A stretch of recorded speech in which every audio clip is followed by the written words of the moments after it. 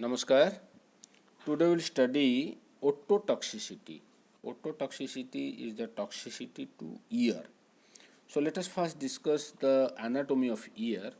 And the ear can be divided into external ear, middle ear, and inner ear.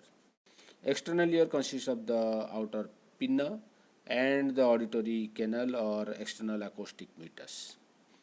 Then the middle ear consists of the tympanic membrane or eardrum and the striae of incus, malleus, and stapes. Then the inner ear consists of the semicircular canal, vestibule, and cochlea. And the eighth cranial nerve, vestibulocochlear nerve or auditory nerve, is supplied to vestibule and cochlea. And this auditory tube or eustachian tube is also a part of inner ear. So most of the drugs which are ototoxic, they damage the inner ear, the vestibule and cochlea. Vestibule controls the balance and equilibrium. Cochlea regulates the hearing. So those drugs which can damage the vestibule or which are toxic to the vestibule, they impair the balance and equilibrium. And those which are toxic to cochlea can cause loss of hearing and can lead to deafness. So the first sign of cochlear damage is the tinnitus. There will be ringing in one or both the ears.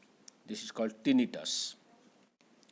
So let us discuss what are the drugs which are ototoxic, and the most common drug is your aminoglycoside antibiotics. The aminoglycoside antibiotics like streptomycin, gentamicin, tobramycin, netilmycin, neomycin, kanamycin, amikacin. So all these drugs are ototoxic drugs.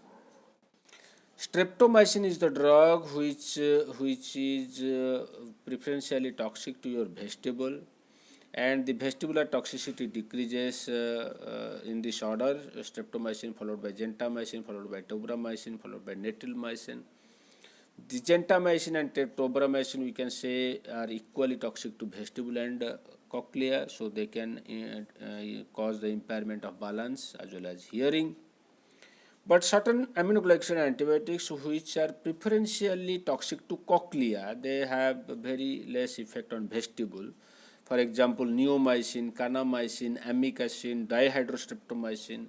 So all these drugs, being cochleotoxic, cause permanent hearing loss and can lead to deafness. So the second group of drugs which are ototoxic are the loop diuretics like furosemide and itacrinic acid. Furosemide is, however, ototoxic in some patients, and itacrinic acid is ototoxic in those patients who have impaired renal function. And mostly these drugs are selective to the cochlea, so cochleotoxic drugs, and they can cause hearing loss or permanent deafness. And these loop diuretics can increase the ototoxicity of other drugs. So if streptomycin and loop diuretics are given simultaneously, so aminoglycoside antibiotic plus loop diuretic, so there will be increased ototoxicity.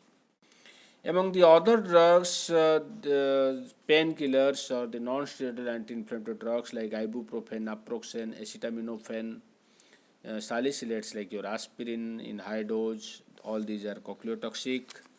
Then we have other group of drugs like platinum-based anti-cancer drugs like cisplatin, carboplatin. They are also cochleotoxic and can cause hearing loss. Quinine-based medications like chloroquine, solvents like toluene, styrene, xylene, heavy metals like arsenic, lead, mercury, all these can damage the cochlea and can produce permanent deafness. Thank you.